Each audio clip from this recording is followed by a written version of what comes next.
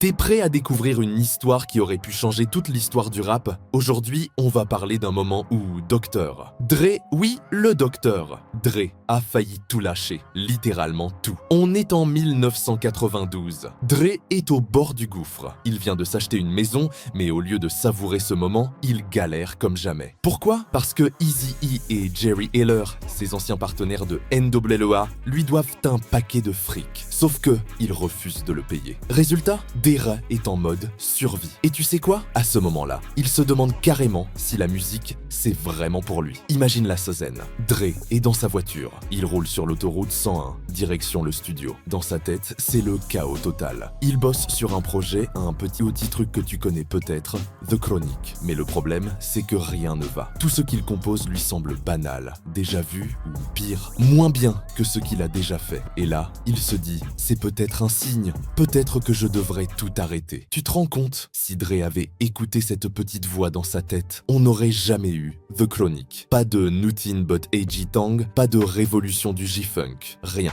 C'est un scénario qui donne des frissons, mais Dre, c'est Dre. Et même dans le doute, il a cette capacité incroyable à se reprendre. Il décide de ne pas écouter cette voix négative. Il persévère, il retourne au studio, et une semaine plus tard, boum, tout change. Il commence à faire la meilleure musique de sa vie. Il le dit lui-même. Ce moment a été crucial. Ça m'a appris à rester patient, à persévérer et à me faire confiance. Si j'avais tout arrêté à ce moment-là, ma vie entière aurait été différente. Et franchement, on peut que le remercier d'avoir tenu bon. Parce qu'aujourd'hui, The Chronic, c'est pas juste un album, c'est une légende, il fait partie des albums de rap les plus vendus dans le monde, et c'est aussi un monument du hip-hop qui a influencé des générations entières d'artistes. Ce qui est fou, c'est de se dire que même des légendes comme Dre ont des moments de doute. Comme quoi, le succès, ça n'arrive jamais sans effort ni galère. Et cette leçon, Dre n'est pas le seul à la partager. Dans le livre de LL Cool J, The Streets Win, d'autres géants du rap